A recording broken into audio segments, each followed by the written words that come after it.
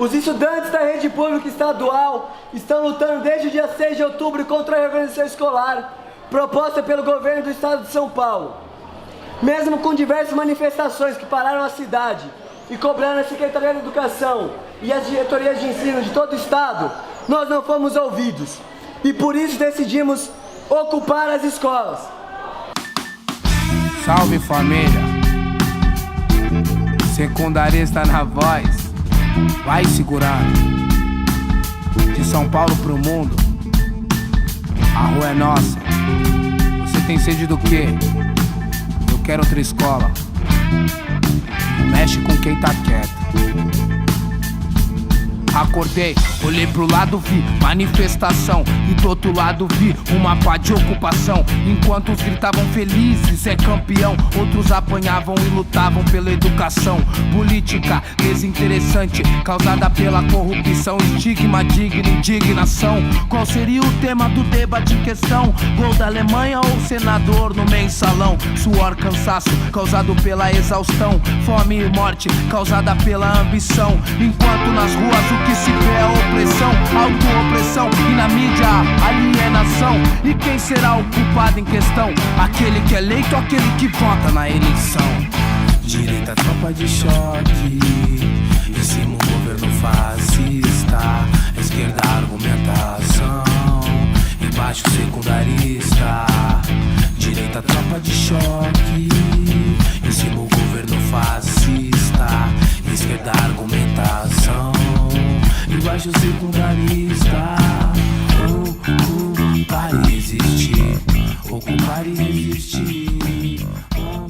Acho que essa experiência das ocupações das escolas ela é em muitos sentidos herdeira dos protestos de junho. Em primeiro lugar, porque junho reintroduziu na pauta da política brasileira a ideia que pode-se conseguir mudanças concretas por meio da desobediência civil e da ação direta. Era a prática a ideia de que o protesto de rua é um meio de transformação efetiva, ela tinha sido mais ou menos abandonada nos anos 80, quando o Partido dos Trabalhadores no Brasil optou pela via institucional. Isso abriu um precedente e estabeleceu um paradigma de vitória, porque junho fez com que 70% da população urbana tivesse redução do aumento das passagens. Desde então, digamos, o protesto de rua, as ocupações, essas formas de desobediência civil, de ação direta, elas voltaram para o repertório político brasileiro e eu acho que, nesse sentido, elas são um antecedente importante para entender a dimensão e a força que a ocupação das escolas teve. Tinha muita gente que antes de 2013 não tinha tomado gás, nunca tinha ido para uma manifestação e muita gente foi, sei lá, se acostumando mesmo. Inclusive o que está acontecendo agora, né? Muito estudante, a imensa maioria, nunca também tinha tomado gás e agora está tomando. Mas acho que a gente conseguiu, em 2013, mudar um pouco o que é uma manifestação de rua, né? Que é a polícia tacar a bomba, a gente tentar atacar as bombas de volta, não fugir, né? Acho que é isso, o que a gente tirou de acúmulo é isso, é tentar não temer a polícia, né? Que foi uma coisa que em 2013 a gente conseguiu, a polícia atacou e a gente estava mais forte.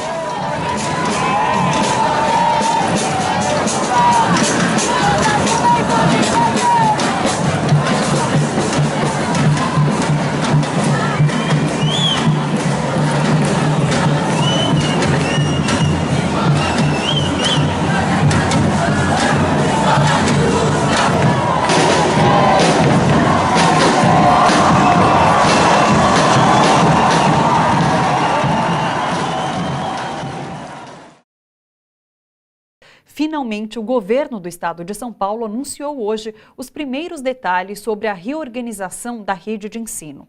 Como se temia, 94 escolas serão fechadas no estado e mais de 300 mil alunos terão que trocar de escola. Se o governo pretende fechar escolas, é o que, além de precarizar o ensino e superlotar a sala de aula? Demitir professor, demitir funcionário, cortar gasto, é isso. É o mesmo grupo político que a gente tem desde a redemocratização no estado de São Paulo. É uma visão que veio ao longo das últimas décadas se aplicando à visão neoliberal, né? que entende educação enquanto mercadoria, não enquanto direito, né, do cidadão, no caso aqui dos estudantes secundaristas. E quando você entende enquanto mercadoria, você privatiza para ter lucro, né? Não se vê a educação como investimento, mas se vê a educação como contenção de gastos. E o argumento principal que se iniciou do porquê, quando nós cobramos do porquê dessa reorganização, ele dizia claramente que havia uma demanda que diminuiu nos últimos anos drasticamente, dos 6 milhões de alunos caiu para 3 milhões e 800 mil, não é? E que haviam salas ociosas, prédios, não é, que estavam esvaziados. A falta de demanda, ela é consequência do sucateamento da educação pública. E o remédio para isso deveria ser a valorização da escola pública, o aumento de qualidade para voltar a ter demanda da escola pública e não fechar a escola, não terceirizar ao setor privado a educação básica, que é um direito fundamental no Brasil, garantido pela Constituição. Se eles quisessem melhorar a qualidade de ensino, eles iriam reduzir a quantidade de aluno por sala, iriam aumentar o salário dos professores, iriam dar estrutura para a escola. A gente tem aqui sala de vídeo e sala de teatro que a gente não utiliza. Um ginásio que os alunos do período noturno não utilizam. Uma biblioteca que fica 20 minutos aberta no intervalo. Como que você vai comer e ir na biblioteca em 20 minutos? A luta contra o fechamento de escolas é uma causa praticamente unânime. As escolas de São Paulo são escolas sucateadas, escolas que não têm material, salas superlotadas, né? Prédios abandonados. E nesses 20 anos, né, de projeto educacional, o que se vê na prática é o desmantelamento, não é, da escola pública, não é, o sucateamento, né, o sucateamento da escola pública, as salas superlotadas, né, as péssimas condições de trabalho, os professores trabalhando de forma absolutamente precarizada, os baixos salários, né, e outras situações absolutamente que não correspondem com a dignidade do magistério paulista. Estes livros aqui foram totalmente abandonados porque a educação está abandonada e sucateada, porque a gente poderia usufruir esses livros todos os dias, as pessoas que nos visitam poderiam usufruir. Só que a preferência deles é que estejam aqui, escondidos. Eu já estudei em escola particular e quando eu entrei na escola pública foi um choque de realidade, né? Porque as coisas são totalmente diferentes. Na escola pública tem aula vaga, não tem banheiro às vezes, não tem porta no banheiro, às vezes não tem privada, não tem papel higiênico. Tem escola pública que não dão material. Tem escola pública que não tem nem merenda, e isso é um absurdo, né? Porque como que uma escola, a base de formar uma pessoa, vai ser tão precarizada assim? Porque a gente fala que isso aqui é um projeto de presídio abandonado, porque se for no presídio, tá melhor que aqui, porque lá é cama tudinho direitinho, paredes pintadas, ou seja, aqui não, aqui se você for pegar numa parede e começar a descascar, você vê desde a primeira tinta até a última agora. Você vê azul, você vê verde, você vê branco, você vê rosa, você vê todo tipo de cor. Eu estudei minha vida inteira em escola pública. Nada que eu... É triste falar, é pesado, mas eu não aprendi nada em 11 anos. Segundo a Secretaria de Educação, das 94 escolas que serão fechadas, 66 serão entregues para municípios e devem ser transformadas em creches ou pré-escolas. 28 ainda não têm destino definido e outras 1.464 unidades de ensino das 5.147 que existem no estado serão reconfiguradas para receber um único ciclo de ensino. O Alberto Conte não está no plano das reformas, né? O Alberto Conte já é um ciclo só e não está para ser fechado. Porém, aqui no Alberto Conte nós temos muitos problemas e um dos nossos principais problemas e que a reorganização ameaçou de prejudicar muito é a superlotação. Aqui nós temos salas que chegam até 62 alunos na chamada, quando o certo, pelo que os pedagogos e a nossa própria coordenadora nos orientou, seria ter no máximo 35 por sala, para que os professores consigam dar conta mesmo de suprir as necessidades dos alunos, e etc. Então, a gente ficou pensando, se 94 escolas fecham, para onde é que vai todos esses alunos? Para as escolas que já são superlotadas? 80 alunos numa sala, mas só cabe 30. Aí não tem condições, né? Aí muita gente no final do ano, no meio do ano, vai falar, eu quero desistir, paro o estudo, ano que vem eu continuo, ano que vem não começa de novo e assim vai. Que nem eu moro perto daqui, perto da escola, e eu não queria ir para outra escola, porque eu sempre estudei aqui, me apeguei aqui. E que nem eu trabalho e eu não ia para o Exaltino com mais de 70 alunos dentro de uma sala de aula, e eu não ia. A distância. Você estudava na rua de casa ou a 20 minutos andando. Agora você vai ter que pegar um ônibus e enfrentar um trânsito de 1h30 em São Paulo às 6 da manhã, né? Você vai ter que acordar às 5, às 4. Ou seja, você já acordava cedo, você vai ter que acordar bem mais. E quantos jovens não abandonam a escola por causa desse mesmo motivo? Ao todo, 311 mil alunos serão afetados e terão de mudar de escola. A medida atinge ainda 74 mil professores, de acordo com as informações do secretário de Educação, Hermann Vorwald. Essa organização chegou do nada. Chegou no finzinho do ano e chegou do nada. E todo mundo não concordou, porque a gente gosta daqui como se fosse a nossa casa. Então a gente não quer sair daqui por causa que ele acha que é melhor fazer isso. Até porque a gente sabe que não vai melhorar. Ver que um cara que ele chega e quer mudar simplesmente todos os alunos de lugar e me tirar da escola onde eu cresci, onde eu estou e os meus amigos, é uma coisa extremamente absurda e que a gente não poderia e nós não vamos deixar que ele faça isso. O discurso do secretário da Educação, atual, era que as escolas teriam que ser reorganizadas por ciclos de ensino e que isso visaria a melhor qualidade da aprendizagem. O que a gente sabe que não é verdade, porque assim, as escolas particulares da rede privada, elas têm ciclos diferenciados na mesma escola, no mesmo prédio, e têm as possibilidades de terem, como que eu vou dizer? Eles têm a possibilidades de aprendizagem convivendo no mesmo ambiente. Uma mãe que tem 2 filhos, um filho está no ensino médio e o outro está no fundamental. Esse filho geralmente levava o filho mais novo para a escola.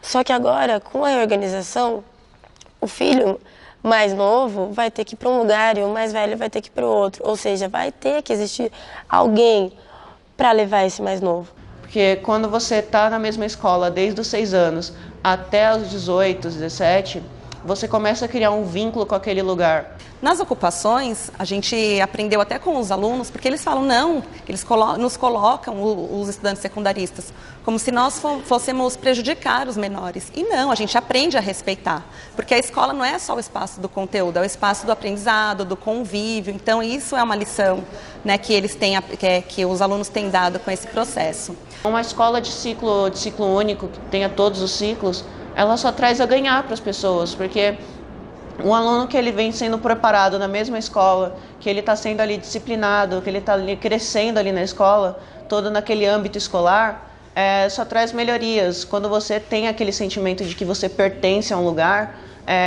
fica mais fácil de você poder construir aquele lugar, fica mais fácil de você participar, fica mais fácil daquilo também ter a sua cara. Tudo que nós construímos até agora está errado. Que o processo de educação, de fragmentar o acesso aos processos de educação, exclui. Na escola onde eu estou, muitos alunos que evadiram da escola, eles têm estado presente na escola todos os dias. E os pais vão até a escola e falam, mas o que acontece? Esses meninos, eles não estavam mais indo, eles não estavam mais frequentando a escola. Por que eles estão hoje na escola? E aí, em conversas que a gente tem feito, os pais e os alunos, eles compreendem que a escola os evadiu. Não foram eles que evadiram da escola. Ninguém tira o trono do estudar, ninguém é o dono do que a vida dá.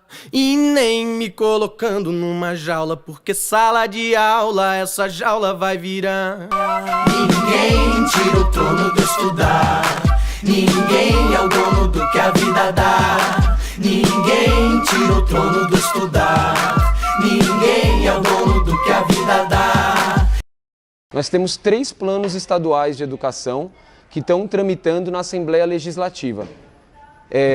3 planos. Um desses planos é o plano do PSDB, é o plano do governo, que veio de cima para baixo, verticalizado, veio direto da Secretaria Estadual de Educação e do Conselho Estadual de Educação. Quando foi anunciado, despertou aos alunos, principalmente os alunos do ensino médio, que são, né, os secundaristas, a fazer um levante contra esse projeto, porque esse projeto ele visa a privatização do ensino. A gente vê que é uma tendência internacional da privatização, uma tendência neoliberal de sucateamento do ensino público, e aí é uma forma de o Estado conseguir fazer a drenagem de recurso público para o ensino privado, para capital privado. Ela é mais um tapa-buraco para continuar pagando os juros da dívida pública, no caso aqui na esfera estadual.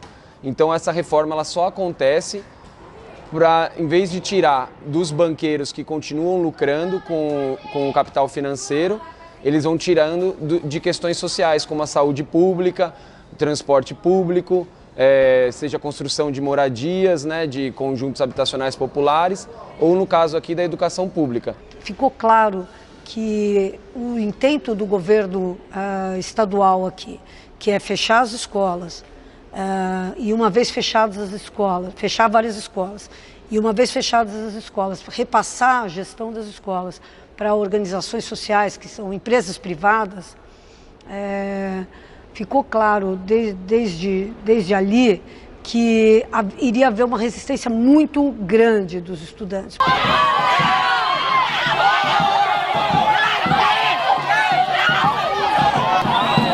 Por que vocês estão levando ele preso? Por que vocês estão levando ele preso?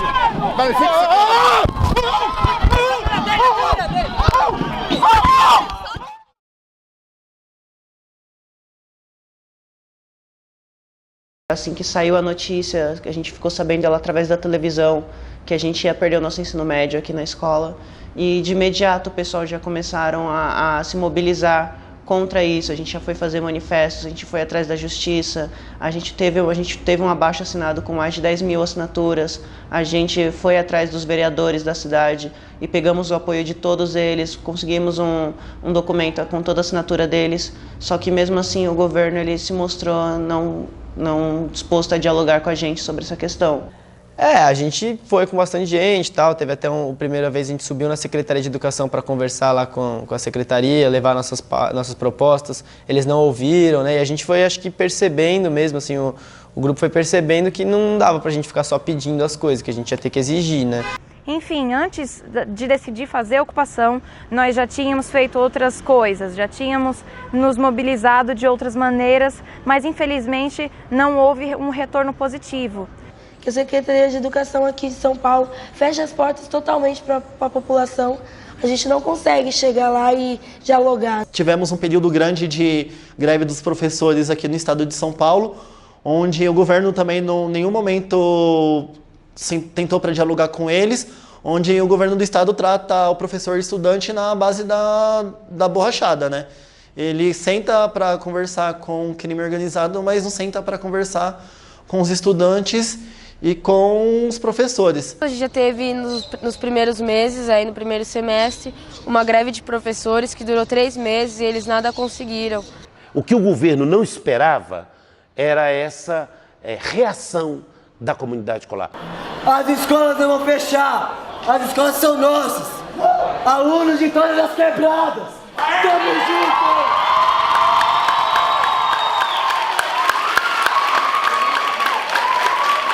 Foram eles que fizeram esse levante contra esse processo, né? Porque eles sentiram, primeiro, que eles estavam sozinhos, olhando para a gestão, e depois que essa força de transformação partia deles mesmos. Então, no dia 6 de outubro, teve a primeira manifestação com várias escolas, e nesse mesmo dia houve uma reunião com o secretário de Educação, com Herman Voard, e ele disse que não voltaria atrás com o projeto da reorganização escolar. O secretário, junto com toda a sua equipe, dizia com essas letras: nós vamos aplicar a reorganização. Inclusive eu fiz falas dentro dos fóruns falando, mas não foi feito debate com os estudantes, não foi feito debate com a comunidade escolar, e fala do Estado, assim, dos representantes do Estado era: não importa, nós vamos implementar a reorganização. A gente estava fazendo manifestações quase que toda semana contra a reorganização e a gente viu que não estava dando certo, que mesmo assim o governo não dialogava com a gente. Então a gente pensou numa medida mais drástica. Visto isso, que as manifestações, reuniões e debates não estavam tendo tanta voz, a gente decidiu ocupar as escolas, né?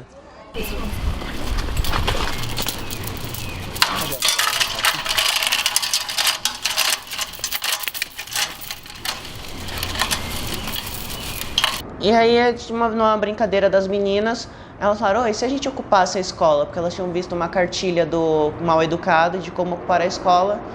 E aí elas, nessa brincadeira, pessoal, vamos ocupar uma escola, como seria bem legal se a gente ocupasse. Ocupar a escola? Como que seria ocupar a escola aqui? Aí uma olhou assim, as meninas olhou uma pra cara da outra. A gente só vai saber se a gente tentar. Aí descobriram o documentário da Revolta dos Pinguins. E aí, baseado no documentário que elas assistiram, elas falaram, olha, até que a ideia é viável, né? A brincadeira, assim, pode ser uma coisa assim mais séria. E aí a gente chamou o pessoal numa assembleia e falou, galera, o que vocês acham de ocupar a escola? E distribuímos a cartilha. Segunda-feira, dia 9 de novembro, às 7 horas, o pessoal entrou na escola e houve uma resistência da diretoria e de alguns professores também, que são contra o movimento. Depois disso, a gente decidiu, olha, agora sim, fechou a escola, não entra mais ninguém da direção, só vai entrar quem a gente permitir. Bololô, ha, ha, bololô, vamos ocupar, bololô. E aí foi isso, assim, a gente viu essa nova tática aí, a Diadema ocupou numa noite, na manhã o Fernão Dias, e aí na mesma semana 9 escolas já estavam ocupadas, e aí foi indo, né, até chegar em mais de 200 ocupações e tal. Os estudantes encontraram mais uma forma de protesto contra a reorganização. Boicotaram o SARESP, o Sistema de Avaliação de Rendimento Escolar de São Paulo.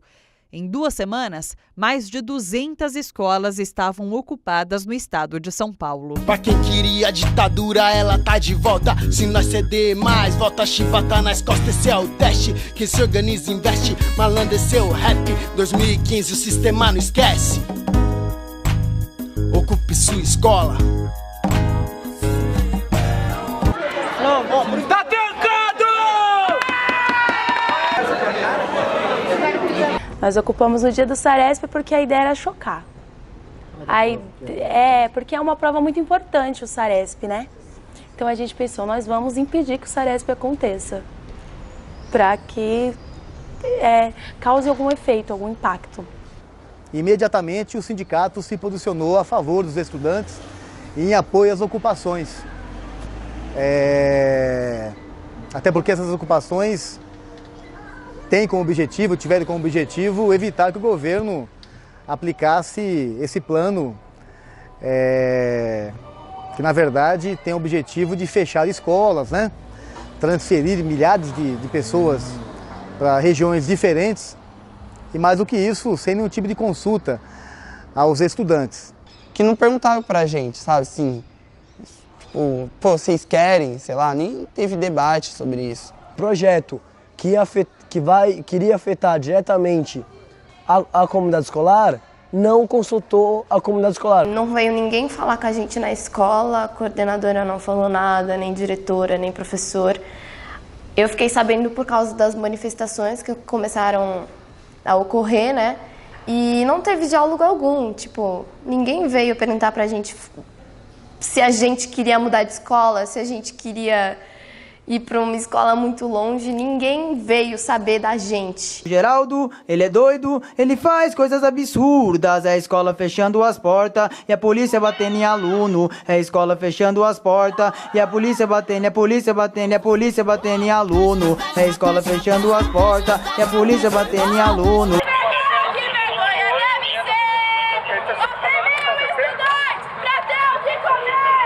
Depois, né, de muita luta, passeatas, confrontos com a polícia, muita violência da polícia contra os estudantes, né, nos prendeu também. Nós estamos chamando de a dança das cadeiras, né? Os estudantes pegaram as cadeiras e levaram as cadeiras para as avenidas, para as pontes, para as ruas, para demonstrar que, na verdade, o que eles queriam apenas é continuar estudando na sua própria escola. Com esse movimento de ocupação, que é uma ação inédita aí, né, do ponto de vista da luta, Eles resolveram ocupar as escolas para se empoderar disso. Eles usaram as carteiras, né, as cadeiras das salas de aula como um símbolo da luta, de que é aqui que eu estou e é aqui que eu vou ficar e da minha escola ninguém vai me tirar.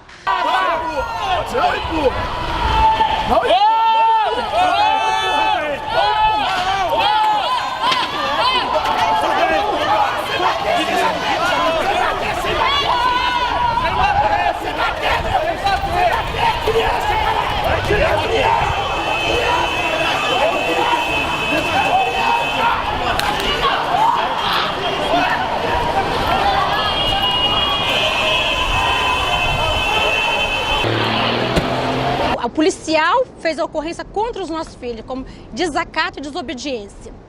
Eu não posso bater no meu filho. A justiça brasileira fala que eu não posso dar um tapa no meu filho, que se eu bater no meu filho eu vou presa. Aí o policial bate no meu filho e ainda faz ocorrência, que meu filho desacatou ele e desobedeceu ele. Eu que tive meu filho 9 meses no meu ventre e nunca pedi dinheiro nenhum policial. Trabalhei dia e noite para sustentar meu filho. E o policial tem mais direito de bater no meu filho do que eu. Não acabou! Tem que acabar! Eu quero o fim da polícia militar! Essa é a polícia do Geraldo Alckmin, prendendo o aluno como o pau de arara! É tortura!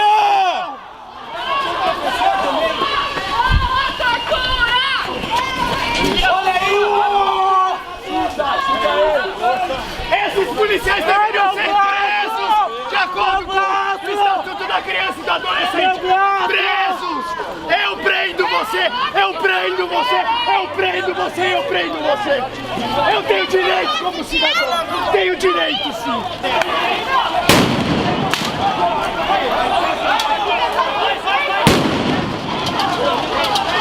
A presença do advogado nessas ocupações teve algum papel de intimidar essas prisões arbitrárias. Então, muitas ocupações que não tiveram advogados, houveram mais prisões. De outro modo, também, quando os próprios alunos, os próprios manifestantes iam assinar boletins de ocorrência, a presença do advogado ali se mostrou eficiente, porque tivemos um caso em que o próprio aluno ele não tinha um advogado e ele assinou um boletim de ocorrência, não leu direito, com fatos que estavam... Ele foi como vítima, porque tinha sido agredido pela secretária da diretoria, e ele assinou o boletim de ocorrência como se fosse o próprio agressor, o autor da agressão. Então, dessa forma, alguns advogados conseguiram ajudar nesses processos.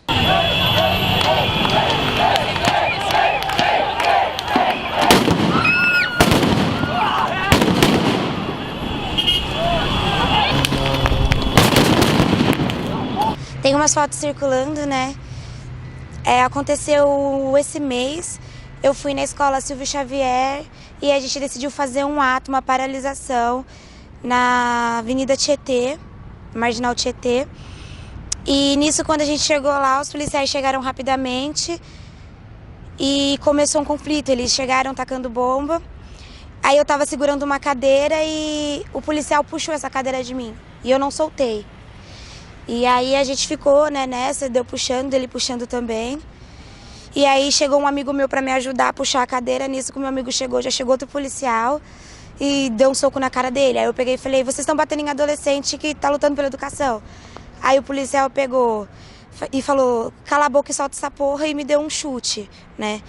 E aí nisso ele conseguiu pegar a cadeira e ele jogou a cadeira. Eu falei, cuidado, que a cadeira é da escola. E aí, tipo, eu fui lá, levantei a cadeira e tudo. Aí a gente começou a conversar com os policiais e eles falaram que a gente não ia poder ficar parado ali. E aí a gente começou a seguir em ato na Marginal. E aí a gente seguiu em ato e depois voltou para a escola. E aí, é essa foto aqui que está circulando.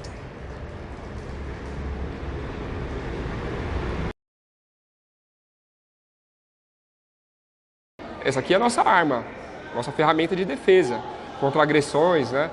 E eu estava falando justamente isso para os estudantes. Vocês não têm celular? Temos? Então, vamos aprender a usar o celular para gravar. E quando eu dava oficina para aprender a gravar um vídeo com o celular, a gente já fazia um vídeo para veicular. Então a oficina já era a produção de um vídeo. Vamos fazer uma encenação de como um policial aborda e como a gente pode gravar? Vamos. Aí a gente fez um vídeo chamado Dicas para Gravar. Através desse vídeo, todo mundo aprendeu a usar o celular para gravar e se defender das abordagens. Como a mídia não nos mostra, nós seremos a mídia. Sejam bem-vindos à Escola Raul Fonseca Ocupada, diretamente para o canal Secundarista. Toda vez que houver alguma ocupação ou abordagem policial, é muito importante ter pelo menos 2 câmeras gravando, porque pelo menos assim uma dá cobertura à outra. Um exemplo é essa cena. O policial está discutindo com alguns alunos, tem 2 câmeras. Se o policial, por acaso, pegar a câmera de um deles, tem a outra para dar cobertura. Vão querer te impedir falando que tem direito de imagem, mas não pare, nós temos direito de informação. Continue gravando. Nós não somos vândalos, estamos lutando pela educação. Participe. Comunique e compartilhe. Eu estudar pra não virar polícia militar. Mamãe mandou. Eu estudar pra não virar polícia militar. Quando o cordão da polícia saiu daqui, entraram diversas pessoas, não só do Fernão, mas de outras escolas, secundaristas em geral. E nós organizamos comissões de cozinha, limpeza, porta-voz, atividades, informações. E embora isso para discutir a linha política, nós fazíamos assembleia, como fazemos ainda todo dia, para discutir quais são os próximos pontos, quais são os próximos passos e como iremos agir. As assembleias são bem democráticas, assim, acho que todo mundo fala, todo mundo expressa opiniões, todo mundo dá palpite, faz propostas, assim. Todo mundo debate sobre tudo, tanto quanto a organização interna aqui da ocupação, quanto o que está acontecendo externamente nas mídias, em atos, o que as pessoas têm comentado sobre o pessoal da ocupação. Eu acho que esse movimento aí foi um movimento muito bacana, assim, e muito novo, de um jeito muito novo. E é isso que também confundiu muito o governo do Estado na hora de bolar a estratégia deles para isolar o movimento. Foi muito interessante porque não havia uma força política, havia inúmeras forças políticas e cada uma atuando em uma escola, mas sempre em comum, todas elas priorizando muito fortemente uma organização horizontal. Como primeira escola a ocupar, o EDIADEMA mantém uma relação com as outras escolas muito forte, através de grupos e reuniões semanais que nós temos com outras escolas. Então, tem o comando das escolas ocupadas, né? E acho que toda semana tem uma assembleia do comando das escolas e vai 2 representantes de cada escola. E tem grupos, né, com pessoas de outras escolas, então a gente está sempre em contato. O tempo da ocupação, esse mês da ocupação, foi a escola ideal para muitos, porque aqui todo mundo tinha voz, não era uma coisa vertical que vinha de cima para baixo. Era algo onde todos opinavam, onde todos falavam. Então não adiantava você chegar e falar assim, eu sou do partido X, portanto eu mando. Não tem essa. Você é do partido X, você vai se submeter a essa organização, que é uma organização muito horizontalizada. É que é uma luta horizontal, onde todos os alunos têm poder de falar, certo? Ou seja, não há uma liderança. Só que quando eu nasci, eu não vi uma luta desse tamanho. E segundo historiadores políticos, a luta desse tamanho é agora. É os estudantes que estão fazendo 171 escolas ocupadas. Eu comecei na ocupação, vindo para aula no dia normal, e aí estava tudo parado, cheio de polícia. Eu não entendendo nada, nem imaginava da ocupação, não sabia sobre a reorganização ainda. E fiquei vendo como era a rotina de todo mundo aqui na ocupação. Aí peguei mais ou menos num dia, voltei no outro. Aí peguei mais um pouco do pessoal, aí quando eu vi eu já estava engajada. Era porta-voz, eu era responsável por falar com mídia, com jornalista. E o legal dos porta-vozes era o seguinte, é que o cara era porta-voz hoje, então a imprensa tradicional chegava e falava assim, você é porta-voz, então você é o líder. No dia seguinte, esse cara que era o porta-voz de hoje estava cortando batata para fazer o arroz, para fazer a comida, estava limpando o banheiro. No outro dia era outro porta-voz, enfim. E aí, Martelo, cê é louco, hein, cachorreira? Não é que os moleques resolveram ocupar mesmo? Pois é, né, mano? Mais de 70 escolas ocupadas e tem muitas por vir aí, hein, mano? Isso aqui vai virar o Chile, hein, mano? Bololô, ha, ha, bololô, vamos ocupar. Bololô.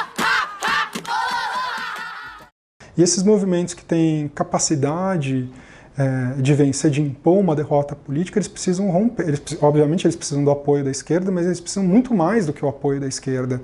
A esquerda trabalha muitas vezes numa visão messiânica de futuro, né? Então, o que esse movimento mostra aqui é que não é o futuro, o amanhã que vai ser construído quando as condições necessárias forem conquistadas. É hoje, é aqui e é agora que está acontecendo o movimento, né? E esse apoio desses outros segmentos sociais, que não, digamos assim, menos politizados, advém da legitimidade da causa. Eles precisam ter causas justas e os atores precisam ser reconhecidos como atores legítimos, que não são controlados por interesses políticos que a população percebe muitas vezes como interesses espúrios, interesses de poder. E eu acho que houve essa confluência no caso dos estudantes que permitiu que eles ganhassem uma enorme legitimidade e força, não é? Que terminou impondo essa derrota ao governo do Estado.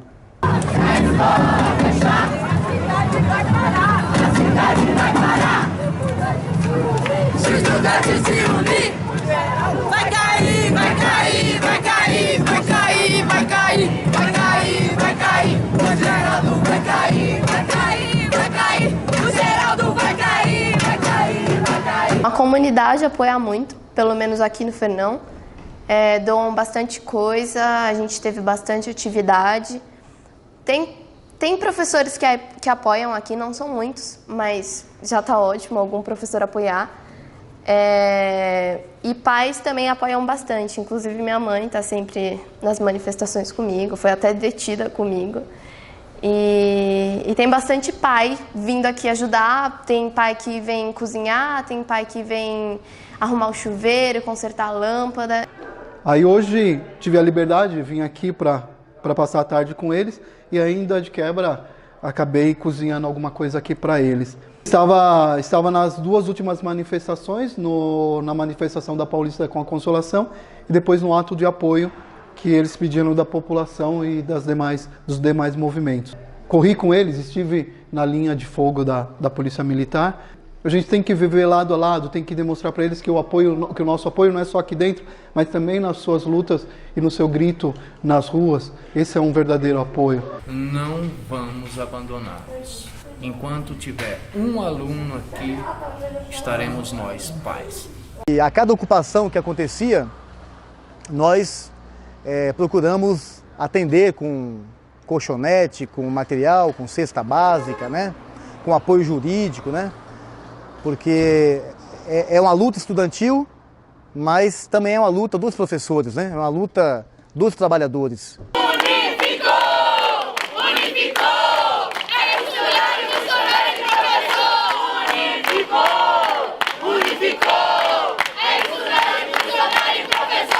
Todo o protagonismo da luta era dos próprios estudantes secundaristas, dos estudantes das escolas, mas entidades como a UNE foram importantes para estar na retaguarda e conseguir ajudar do ponto de vista da logística, dos alimentos que precisavam chegar nas escolas. A sede da UNE foi ponto de apoio para recebimento de alimentos.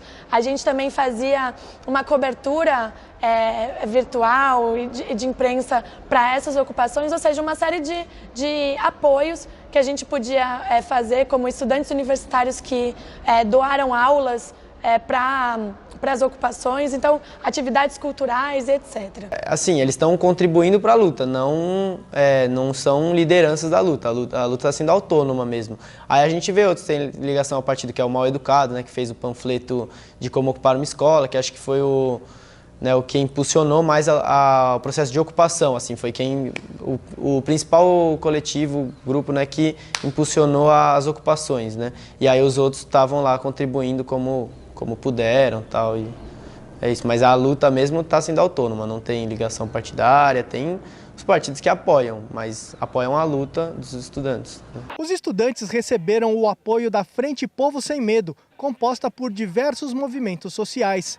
Eles acham importante toda a sociedade se engajar na luta por uma educação de qualidade. Uma moça ontem veio do Rio de Janeiro para dar uma palestra sobre maioridade penal.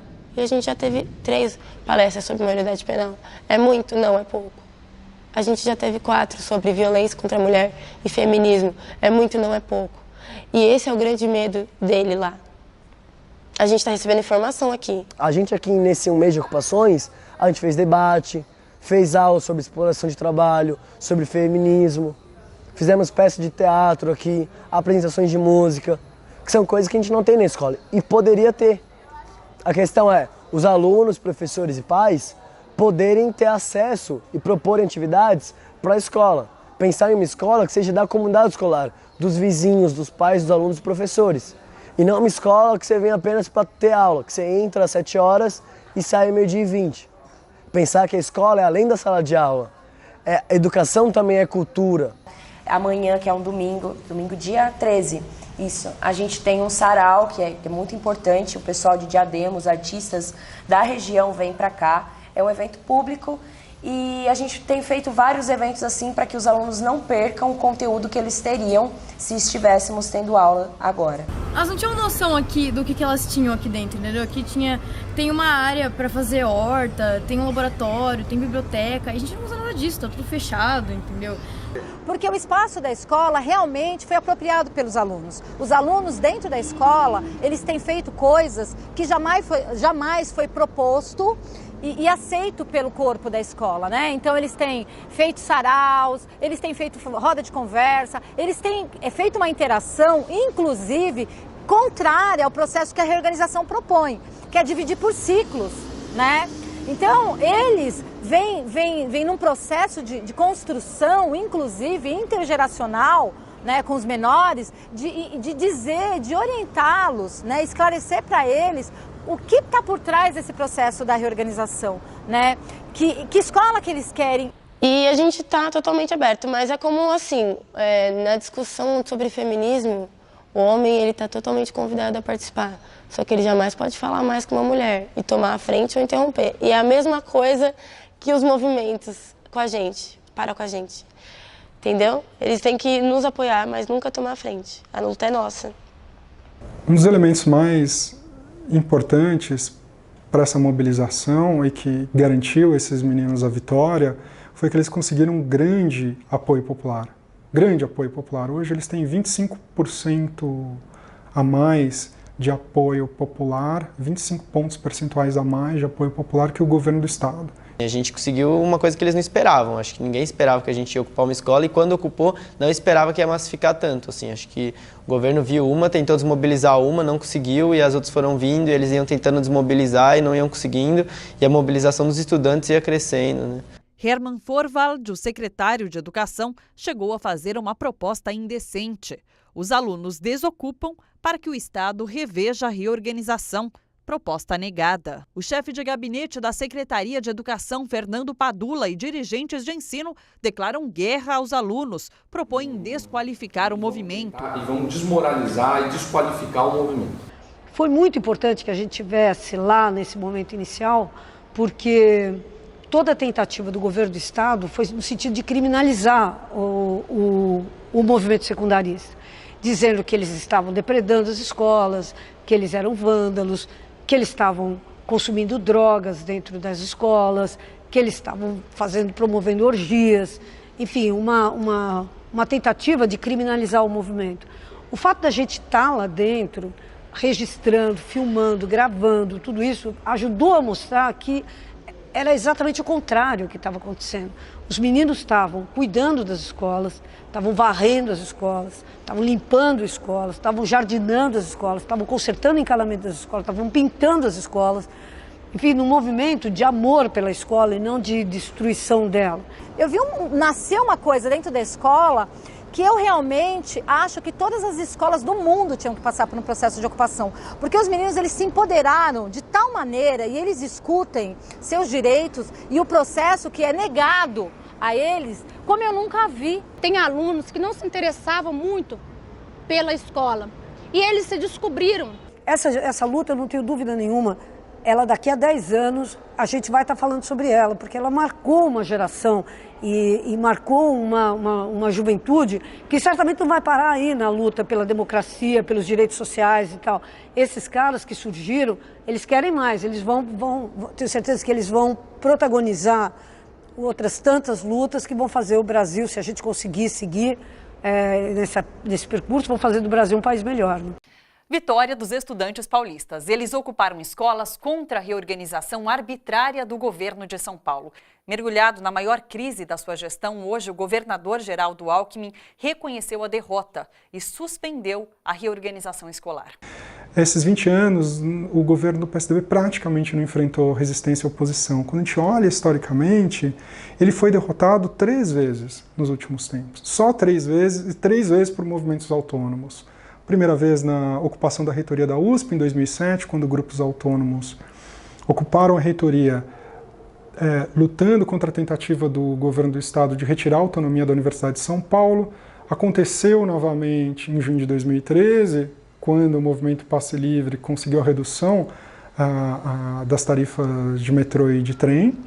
E agora, quando os estudantes conseguiram que esse processo de reorganização que implicava o fechamento de 94 escolas fosse revertido. A radicalidade dos secundaristas, a ousadia dos secundaristas, somado o convencimento de toda a sociedade que estava a favor, que estava apoiando as ocupações, foi essencial para garantir a vitória, para pressionar o governo Alckmin e fazer com que ele desse um passo atrás e retrocedesse na sua proposta de reorganização. Isso sim foi uma conquista, nós fizemos o governo Alckmin recuar. Porém, ele não recuou totalmente, ele não falou, nunca mais vou fazer um processo, um fechamento de escolas. No final da manhã, depois de 26 dias de ocupações nas escolas e com a notícia de que a popularidade do seu governo nunca esteve tão baixa, o governador Geraldo Alckmin finalmente reconheceu a derrota.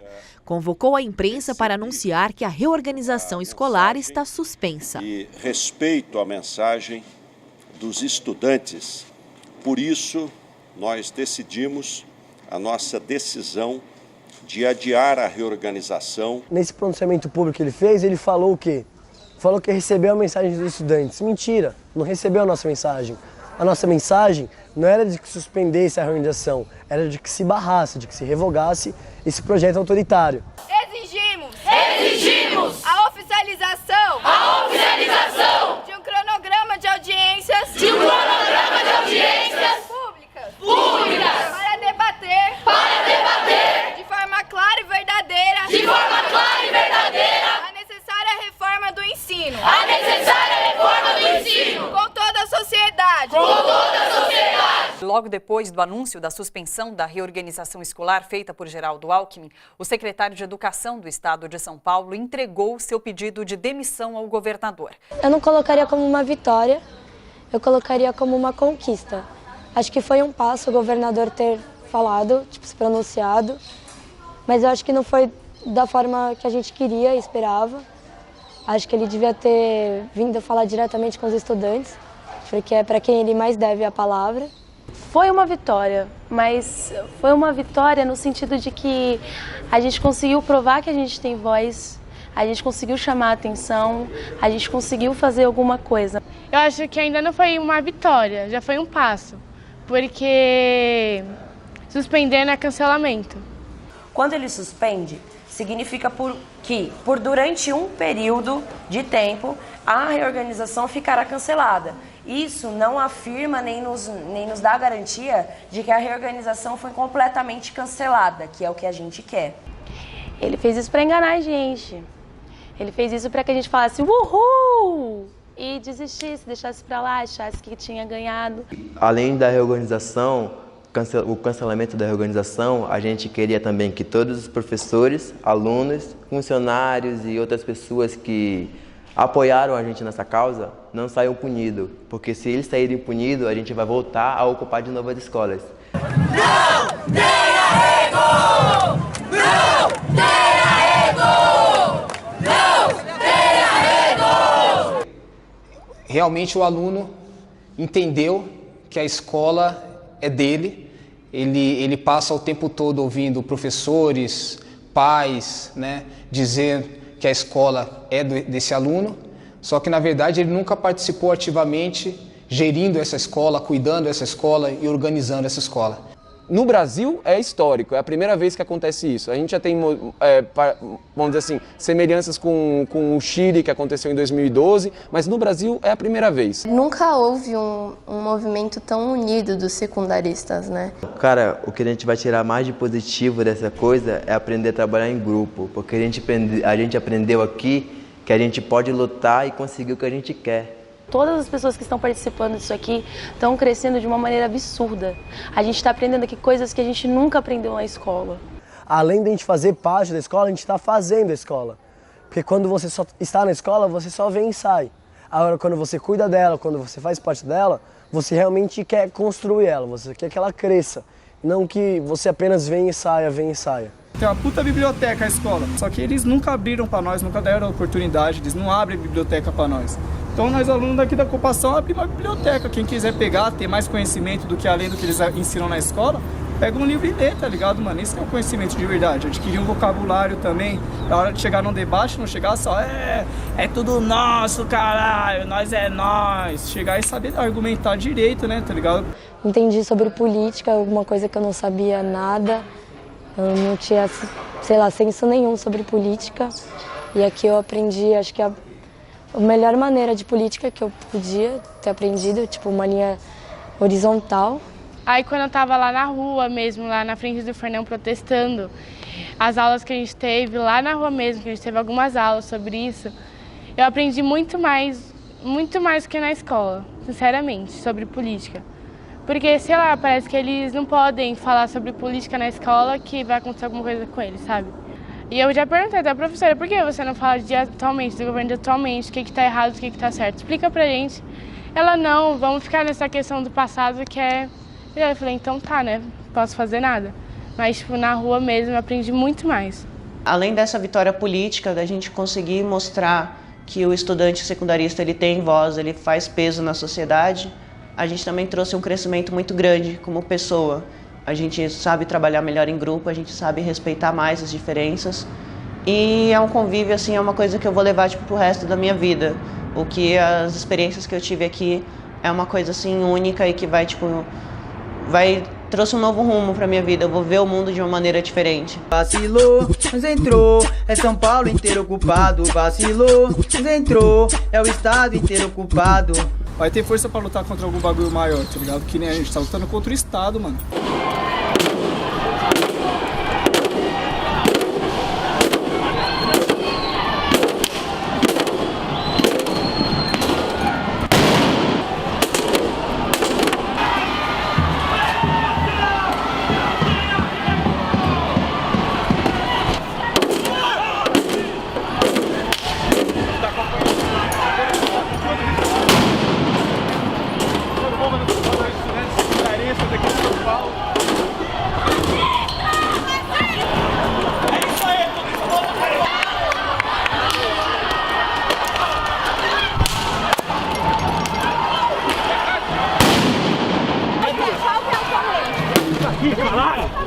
Uma das principais ferramentas que a gente quer desenvolver no aluno é justamente a sua capacidade crítica, a sua capacidade reflexiva e o seu poder de decisão.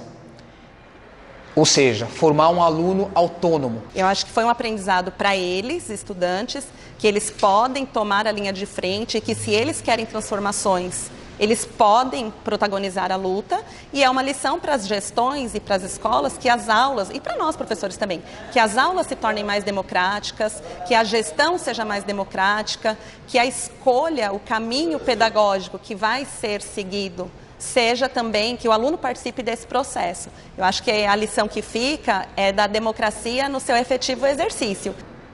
E de fato, esse movimento de ocupação mostrou essa autonomia dos alunos, mostrou esse processo decisório que parte dos próprios alunos, e para nós, assim, professores, é realmente algo extraordinário que a gente buscou implementar isso em sala de aula, e na verdade a gente percebeu que a sala de aula ela é ainda muito pequena para conseguir desenvolver no aluno essa capacidade, mas que é ele olhar para a sociedade, é ele olhar para o mundo à sua volta e perceber que a escola ela é uma parte do mundo e começando a transformar a escola, você começa a transformar o mundo.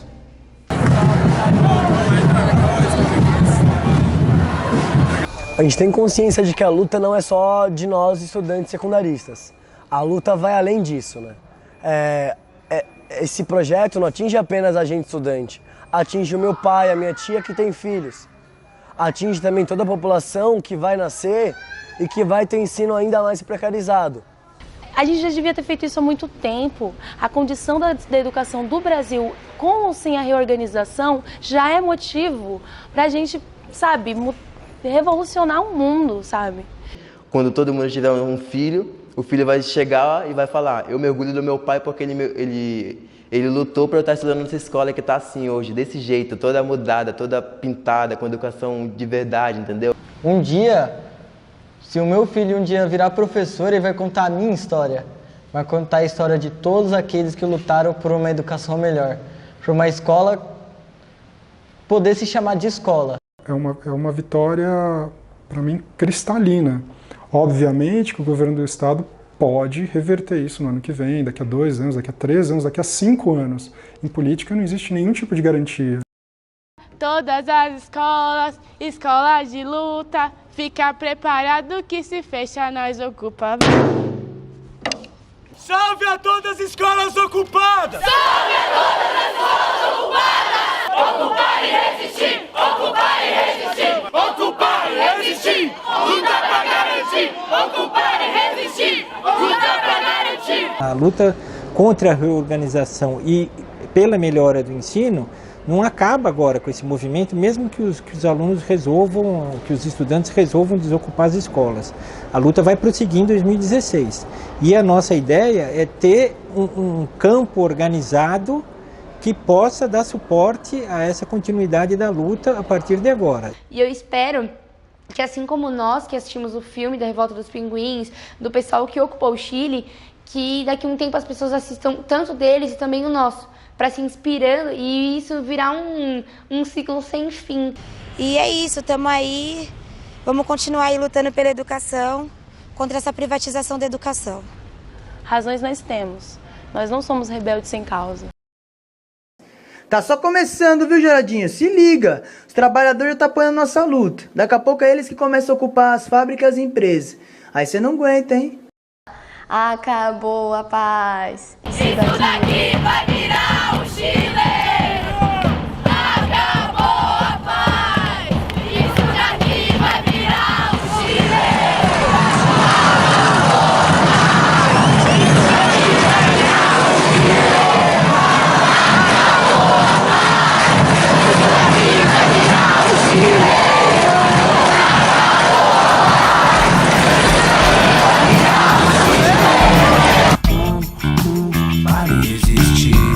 Ocupar e resistir, ocupar e resistir, ocupar e resistir, ocupar e resistir, ocupar e resistir.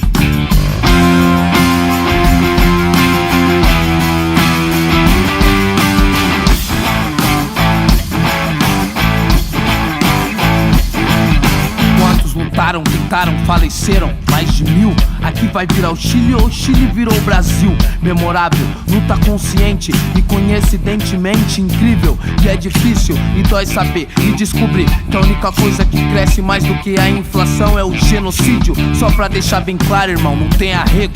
Você fecha a minha escola e eu tiro o seu sossego.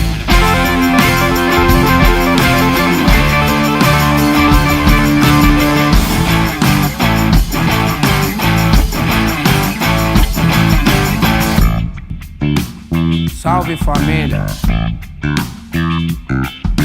a rua é nossa.